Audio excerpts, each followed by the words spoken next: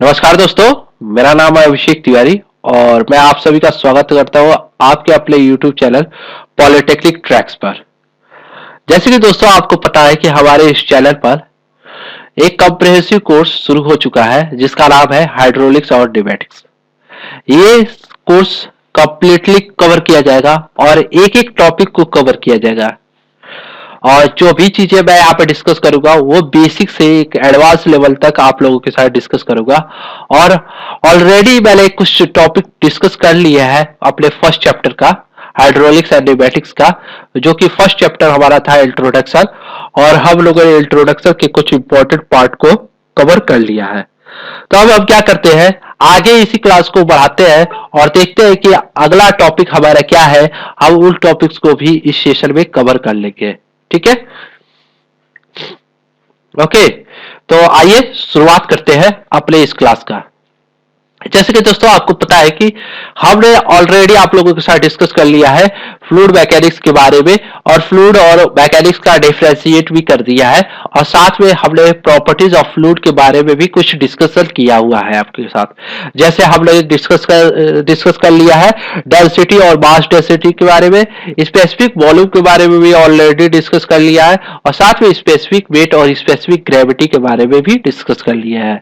ठीक है, इनको इन डिटेल मैंने डिस्कस किया था। साथ में हम लोगों ने इस पर बेस कुछ प्रॉब्लम्स भी सॉल्व किए थे, और आज के इस लेक्चर पर हम शुरुआत करने वाले हैं विस्कोसिटी का।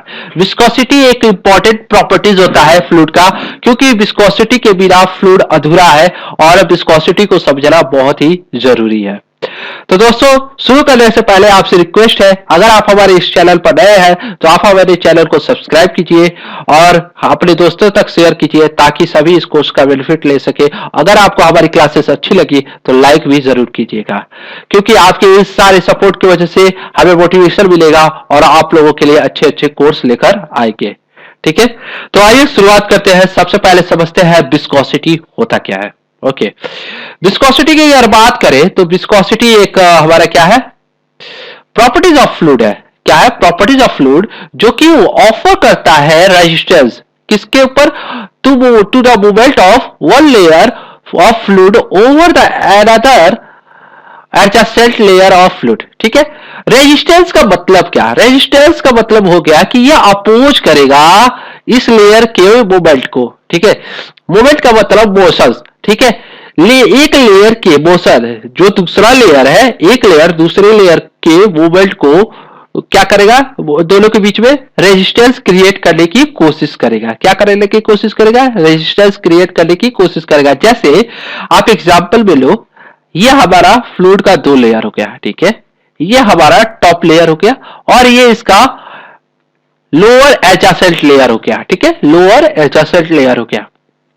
अब ये क्या, ये हमारा फ्लूइड इधर फ्लो होने की कोशिश करेगा, तो ये हमारा फ्लूइड इधर होने की कोशिश करेगा। इट मींस जब इस तरह का फोर्स आएंगे तो एक मोशन करने की कोशिश करेगा, एक इधर की तरफ पुश करने की कोशिश करेगा, तो दोनों एक दूसरे के लिए क्या करेंगे, रेजिस्टेंस क्रिएट करेंगे। ठीक है, रेजिस्टेंस क्रिएट करेंगे। ठीक है, तो यहां पर एक और चीज दी गई है, तो वही रेजिस्टेंस जो क्रिएट होता है एक लेयर से दूसरे लेयर के बीच में, वही हमारा विस्कोसिटी का डेफिनेशन होता है। ठीक है, जब दो लेयर के फ्लूइड के बीच की डिस्टेंस की अगर हम बात करेंगे तो हमारे पास जो डिस्टेंस निकल कर आता है dy। जैसे यहां पर आप देख रहा होगा, एक लेयर हो गया, ये दो लेयर हो गया, दोनों लेयर के बीच का डिस्टेंस dy दिया हुआ है। ठीक है, और इसी प्रकार हमारा वेलोसिटी प्रोफाइल बनता है, यह हमारा वेलोसिटी प्रोफाइल है। ठीक है, इसको हम वेलोसिटी प्रोफाइल कहते हैं फ्लूइड का। ठीक है, और जो हमारा लेयर होगा, जो टॉप लेयर होगा, उनका वेलोसिटी दूसरे वाले लेयर के कंपैरिजन में डिफरेंट होगा। ठीक है, डिफरेंट होगा, दोनों लेयर का वेलोसिटी सेम नहीं होंगे। ठीक है, अगर इन दोनों लेयर के बीच का डिफरेंस की बात करेंगे तो हमारा लेयर निकल कर, डिफरेंस का जो लेयर निकल कर आता है वो du निकल कर आता है। ठीक है, तो अगर हम बात करें एक लेयर दूसरे लेयर के बीच, ठीक है, ऊपर वाले लेयर की मतलब अपर लेयर की वजह से उसके लोअर एडजेसेंट लेयर पर जो शियर स्ट्रेस क्रिएट होता है उसका रिस्पॉन्सिबल कौन होता है? उसका रिस्पॉन्सिबल आपका अपर लेयर मतलब टॉप लेयर होता है। अगर हमारे अपर लेयर पे जो शियर स्ट्रेस क्रिएट होता है उसका रिस्पॉन्सिबल हमारा लोअर लेयर होता है। ठीक है, इसी प्रकार इन दोनों की हेल्प से, इन दोनों के शियर स्ट्रेस डेवलप होने की वजह से यहां पर हमारे पास एक रिलेशन निकल कर आता है, tau is directly proportional d u by d y, d u by d y. जब हम प्रोपोर्शनल साइन हटाते हैं दोनों के बीच में तो हमारे पास एक कांस्टेंट आता है जिसको हम म्यू कहते हैं, और ये म्यू हमारा क्या होता है? कोफिशिएंट ऑफ डायनेमिक विस्कोसिटी होता है। क्या होता है? कोफिशिएंट ऑफ डायनेमिक विस्कोसिटी होता है।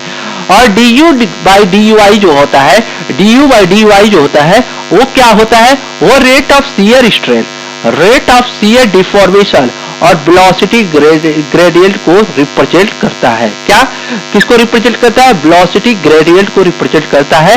और जो ये डायनेमिक कोएफिशिएंट ऑफ विस्कोसिटी जो होता है उसे डायनेमिक विस्कोसिटी तो कहते ही है, साथ में उसको हम केवल विस्कोसिटी भी कहते हैं। यानी कि म्यू हमारा जो होगा वो हमारा विस्कोसिटी होगा, और हमारा यहाँ पर कुछ फॉर्मूला निकल कर आता है म्यू की रिस्पेक्ट में, tau by d u by d y. तो इस प्रकार हमारे पास एक डेफिनेशन निकल कर आती है, viscosity is also defined as the shear stress required to produce unit rate of shear stress. ये बहुत इंपॉर्टेंट डेफिनेशन है, आप इस डेफिनेशन को याद कर लीजिएगा। अगर एक नंबर में क्वेश्चन पूछा जाता है what is the dynamic viscosity, you can write this thing. Okay, now move on our next slide and try to understand what is the kinematic viscosity। kinematic viscosity को समझने से पहले हम समझ लेते हैं विस्कोसिटी का यूनिट क्या होता है, क्योंकि हमने यूनिट के बारे में आपके साथ डिस्कस नहीं किया। तो जैसे कि आपको पता है हमने यहाँ पे फॉर्मूला अपना बनाया tau by d u by d y. It means tau का हमारा यू होता है, टाउ इक्वल्स टू होता है फोर्स अपॉन एरिया। ठीक है, तो यहां से हमारा टाउ का जो यूनिट निकल कर आता है न्यूटन पर मीटर स्क्वायर, न्यूटन पर मीटर स्क्वायर। ओके, तो हमारा यहाँ पे म्यू इज इक्वल्स टू हो गया न्यूटन पर मीटर स्क्वायर। ठीक है, अपॉन, ठीक है, डी का मतलब हो गया मीटर पर सेकेंड, मीटर पर सेकेंड, और डी वाई का मतलब हो गया मीटर। ठीक है, तो यहां से मीटर मीटर कैंसिल आउट हो गया, तो हमारे पास क्या निकल कर आते हैं न्यूटन, ये सेकेंड हमारा ऊपर चला जाएगा तो newton second upon metre square, ये हमारा यूनिट निकल कर आता है। यूनिट जरूर याद रखिएगा क्योंकि यूनिट डायरेक्ट क्वेश्चन पूछा जाता है यूनिट पर, और यूनिट को समझना बहुत ही ज्यादा जरूरी है। ठीक है, एक थिंग्स और चीज आप डिस्कस करना चाहेंगे। ठीक है, अभी एक काम करता हूं, मैं स्क्रीन शेयर करता हूं आपको, एक व्हाइट स्क्रीन, ब्लैक स्क्रीन लेते हैं। ठीक है, क्या डिस्कस करने वाले हैं, जैसे कि आपको पता है दोस्तों कि हमने बता दिया कि एमकेएस, ठीक है, एमकेएस सिस्टम में, ठीक है, एमकेएस सिस्टम में हमारा जो यूनिट निकल कर आया है newton second upon metre square निकल कर आया है। अगर इसी प्रकार सीजीएस की अब बात करेंगे, ठीक है, सीजीएस की अगर हम बात करेंगे तो हमारा यूनिट निकल कर आता है डायल 9, वो वाला डायल मत समझ लेना, भूत वाला। ठीक है, डायल सेकेंड मीटर स्क्वायर, ठीक है, centimetre square, sorry centimetre square. ठीक है, ये हो गया। ओके, और एक चीज और क्लियर कर दे, ठीक है, कि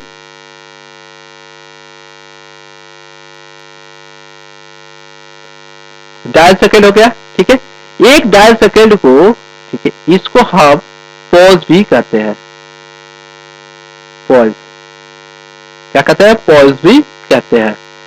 ठीक है, मतलब 1 डायल सेकेंड पर सेंटीमीटर स्क्वायर, एक डायल पर सेकेंड पर सेंटीमीटर स्क्वायर को हम 1 पॉज भी कहते हैं। ठीक है, 1 पॉज भी कहते हैं। ठीक है, अगर आप विस्कोसिटी ऑफ वाटर की बात करेंगे, ठीक है, विस्कोसिटी ऑफ वाटर की अगर आप बात करेंगे, विस्कोसिटी ऑफ वाटर की अगर हम बात करेंगे तो हमारे पास निकल कर आता है जो 0. ठीक है, 01 पॉज, इसको याद रखिएगा, 0.01 पॉज होता है, या फिर 1 सेंटीपोज, 1 सेंटीपोज भी कर सकते हो, ठीक है, इसे आप याद रखिएगा, ठीक है, ये बहुत इंपॉर्टेंट है, इसको समझना जरूरी है, ठीक है। तो आपको ये चीजें समझ में आ गई होगी। एक डायल सेकेंड पर सेंटीमीटर स्क्वायर इक्वल टू होता है 1 पॉइंट, ठीक है। अगर वाटर की आप बात करेंगे एट 20 डिग्री सेंटीग्रेड पर, ठीक है, 20 डिग्री ये हमने भूल गया, एट 20 डिग्री सेंटीग्रेड पर, ठीक है, 20 डिग्री सेंटीग्रेड पर अगर हम बात करेंगे वाटर के पॉज के बारे में, तो हमारे पास जो पॉज होता है 0.01 पॉज होता है, और सेंटी पॉज की बात करेंगे तो 1 सेंटी पॉज होता है, ठीक है। तो आई होप आपको ये सारी चीजें क्लियर हो गई होगी। अगर फिर भी आपको कहीं डाउट है तो you can ask through a comment, okay. Now move on, next slide.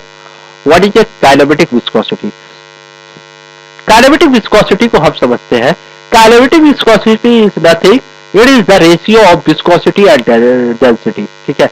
ये विस्कोसिटी और डेंसिटी का रेशियो होता है, और हम इसे न्यू से रिप्रेजेंट करते हैं, जो कि ग्रीक सिंबल होता है, न्यू जो कि ग्रीक सिंबल होता है, म्यू भी हमारा ग्रीक सिंबल होता है। तो एक चीज क्लियर कीजिएगा, ये भी के फॉर्म में जो बनता है वो न्यू होता है, और यू के जैसे जो बनता है ये म्यू होता है, म्यू, यम यू, और ये नीयू मतलब या न्यू, ओके। तो आप डिफ्रेंशिएट कीजिएगा, काइनेमेटिक विस्कोसिटी जो होता है वो न्यू होता है, और जो डायनेमिक विस्कोसिटी होता है वो म्यू होता है, ठीक है। ये चीज क्लियर हो गई। अब इसकी यूनिट की बात कर लेते हैं, यूनिट की बात कर लेते हैं। इसकी यूनिट की अगर आप बात करेंगे, जैसे कि पता है कि म्यू अपॉन रो होता है, ठीक है, विस्कोसिटी अपॉन डेंसिटी। तो म्यू का हमारे पास जो यूनिट निकल गया है न्यूटन सेकेंड पर मीटर स्क्वायर, और हमारे पास यहाँ पर निकल कर आता है केजी पर मीटर क्यूब डेंसिटी का, ठीक है। तो यहाँ से मीटर स्क्वायर कैंसिल आउट हो गया, और हमारे पास निकलता है newton second into metre upon KG. ये हमारे पास यूनिट निकल कर आते हैं। क्या निकल कर यूनिट आते हैं हमारे पास? न्यूटन क्या निकल कर आते हैं?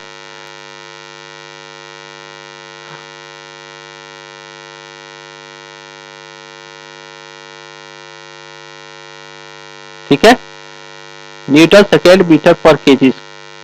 अगर हम इसको थोड़ा सा सिंप्लीफाइड करेंगे न्यूटन को, तो हमारे पास न्यूटन का जो फॉर्मूला होता है, अगर न्यूटन को थोड़ा सा आप तोड़े तो आपके पास निकल कर आता है मास इंटू एक्सेलरेशन होता है, केजी इंटू मीटर पर second square into second into metre upon KG.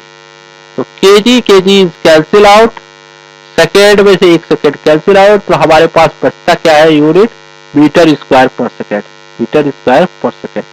अगर हम इसी तरह सीजीएस की बात करेंगे तो सेंटीमीटर स्क्वायर पर सेकेंड हो जाएगा, सेंटीमीटर स्क्वायर पर सेकेंड हो जाएगा, ठीक है, सेंटीमीटर स्क्वायर पर सेकेंड हो जाएगा, ठीक है। तो 1 सेंटीमीटर स्क्वायर पर सेकेंड हमारा होता है, ठीक है। एक मिनट मैं स्क्रीन ले रहा हूं। अगर हम 1 सेंटी स्क्वायर पर सेकेंड की बात करेंगे तो ये हमारा होता है 1 स्ट्रोक, ठीक है, वो हमारा होता है, ये हमारा होता है 1/10 पे पावर 100 अपॉन स्क्वायर, ठीक है। तो ये हो जाएगा 10 पे पावर -4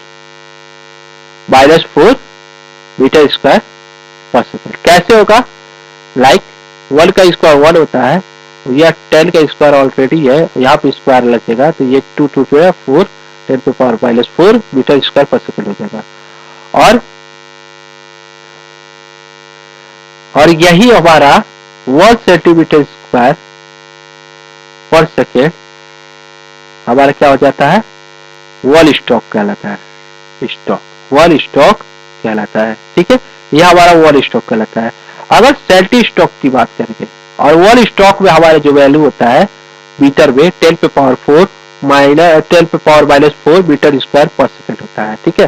तो अगर आप सेंटी स्ट्रोक की बात करेंगे, 1 सेंटी स्ट्रोक की बात करेंगे, तो हमारे पास जो होता है 1/100 ठीक है, स्टॉक होता है 1/100 stock.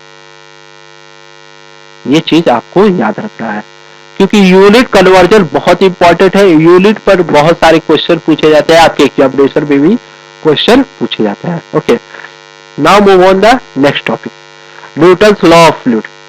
Newton's law of fluid जैसे कि आपसे मैंने ऑलरेडी डिस्कस कर लिया है, tau is directly proportional du by dy। This is the du by sorry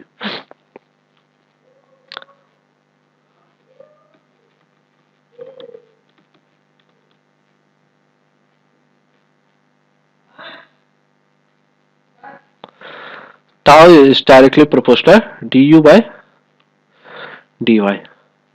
ये tau is directly proportional du by dy हमारा क्या कहलाता है, न्यूटन्स लॉ ऑफ विस्कोसिटी कहलाता है। और यही से हमें यह फॉर्मूला मिलता है mu du by dy। It means viscosity का जो हमें डेफिनेशन मिलता है जहां से वहां पे ही हमारा Newton's law of viscosity work करता है। ठीक है, आई होप आपको चीजें समझ में आई होगी। आइए नेक्स्ट टॉपिक देखते हैं, variation of viscosity with temperature. ठीक है, विस्कोसिटी का टेम्परेचर के साथ क्या वेरिएशन होता है वो सारी चीज को देखते हैं। चूंकि टेम्परेचर की बात करेंगे तो टेम्परेचर विस्कोसिटी को अफेक्ट करता है। टेम्परेचर क्या करता है, विस्कोसिटी को अफेक्ट करता है। अगर विस्कोसिटी की बात करें, लिक्विड की विस्कोसिटी की बात करें, अगर लिक्विड की विस्कोसिटी डिक्रीज करती है तब उसका टेम्परेचर जो होता है इंक्रीज करता है। ठीक है, इट में टेम्परेचर इंक्रीज होने के साथ साथ लिक्विड का विस्कोसिटी क्या करता है, डिक्रीज होता है। और इसी प्रकार विस्कोसिटी ऑफ गैस अगर इंक्रीज करता है, विस्कोसिटी ऑफ गैस इंक्रीज करता है, it means temperature of gas, ठीक है, वो भी इंक्रीज करेगा।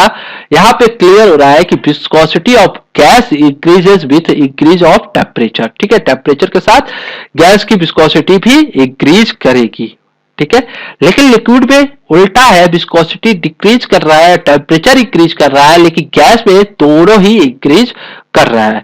इसका क्या रीजन है, due to reason viscous force in a fluid. ठीक है, फ्लूइड में जो विस्कोस फोर्स होते हैं are due to cohesive force की वजह से और मॉलिक्यूलर मोमेंटम ट्रांसफर के वजह से ये जो क्रिएट होता है, ये फिनोमेना क्रिएट होता है। ठीक है, क्या होता है, विस्कस फोर्स। ठीक है, फ्लूइड में इसका सबसे बड़ा रीजन है, फ्लूइड में जो विस्कस फोर्स एक्ट होते हैं और उनके बीच में जो कोहेसिव फोर्स और मॉलिक्यूलर मोमेंटम होते हैं, मॉलिक्यूलर मोमेंटम का ट्रांसफर जो होता है उसके वजह से हमारे लिक्विड का, ठीक है, हमारे लिक्विड का जो विस्कोसिटी होता है टेम्परेचर के अकॉर्डिंग डिक्रीज करता है और गैस का इंक्रीज करता है।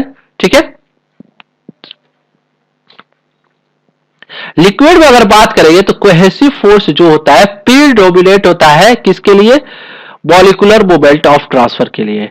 इसके वजह से क्लोजली जो मॉलिक्यूल्स होते हैं वो क्लोजली पैक्ड होते हैं और उसके वजह से क्या होता है, उनके टेम्परेचर इंक्रीज होते हैं और कोहेसिव फोर्स जिसके वजह से डिक्रीज करते हैं, रिजल्ट ऑफ विस्कोसिटी, उसी की वजह से हमारा विस्कोसिटी भी डिक्रीज करता है। ठीक है, जब हम बात करें कि जो कोहेसिव फोर्स होता है मॉलिक्यूलर मूवमेंट होता है, ठीक है, वो कोहेसिव फोर्स जो होता है हमारे मॉलिक्यूलर मूवमेंट पर प्रीडोमिनेट होता है लिक्विड के केस में और उसके वजह से हमारे मॉलिक्यूल्स के बीच में क्लोज पैक्ड मॉलिक्यूल्स का फॉर्मेशन होता है, जिसके साथ ही हमारा टेम्परेचर भी इंक्रीज करता है और कोहेसिव फोर्स क्या करता है, डिक्रीज होता है और उसी के रिजल्ट से हमें हमारी जो विस्कोसिटी होती है वो डिक्रीज करती है। ये चीज क्लियर हो गया।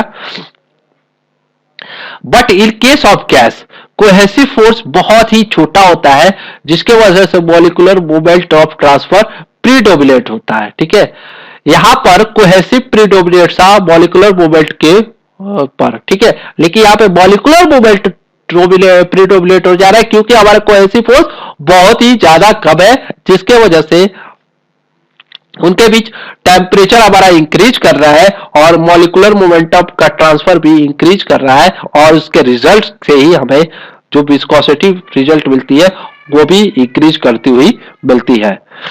ठीक है, यहाँ पे कुछ इंपॉर्टेंट चीज है, फॉर्मूला है mu is equal to mu naught 1 one by one plus alpha t plus beta t square, इस पर कोई क्वेश्चन आपको नहीं मिलते हैं, ये कॉम्पिटेटिव एग्जामिनेशन में यहाँ से क्वेश्चन पूछे जाते हैं।